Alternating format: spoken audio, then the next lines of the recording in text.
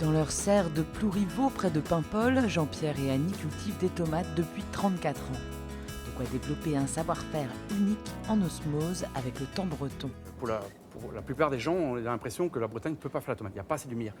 L'avantage qu'on a ici, c'est qu'on a quand même assez de lumière, mais on a surtout un climat tempéré. C'est-à-dire qu'on n'a ni trop chaud ni trop froid. Et comme on fait une culture longue, c'est-à-dire qu'on plante au mois de décembre et on finit la culture novembre. S'il y en a trop chaud ou trop froid par moment, la plante va se fatiguer et n'ira pas jusqu'au bout. Ça fait qu'on peut avoir une culture de qualité jusqu'au bout. En fait.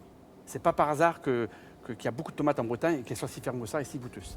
Par contre, la pluie et le vent ne permettent pas une culture en plein air. La tomate ne supporte pas la pluie, elle ne supporte pas le vent et ne supporte pas le froid. Donc la seule solution, c'est de mettre sous serre.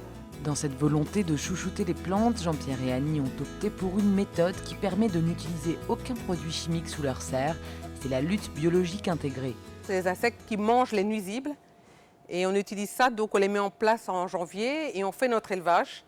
Et donc là, c'est pour manger tout ce qui est puceron.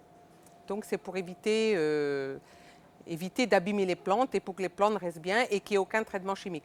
Et autrement, on met aussi des panneaux jaunes. C'est comme on avait chez nos grands-mères avant, on mettait ça pour les mouches. Et là, c'est exactement pareil. Donc ça sert à détecter si on a des nuisibles. Et en plus, ça fait piège. Ça fait piège, donc s'ils sont piégés dessus, ils ne vont pas pondre, ils ne vont pas se proliférer.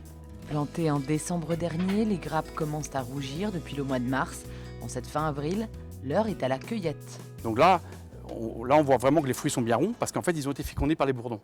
Et ça veut dire que le bourdon, le gros avantage qu'il a, c'est qu'il va féconder juste au bon moment, à un moment précis. Le fruit est gorgé de graines, donc est bien plein. Ça fait que toutes les loches qui est à l'intérieur de la tomate est bien remplie, donc le fruit est bien rond. Quand la tomate est un peu difforme, c'est pas bon signe parce qu'il y a des loches qui sont vides, donc la plante ne sera pas si juteuse en fait. Voilà. Enfin, une astuce pour conserver le goût unique des tomates Prince de Bretagne. Ne les conservez jamais au réfrigérateur, mais laissez-les avec les fruits dans une corbeille.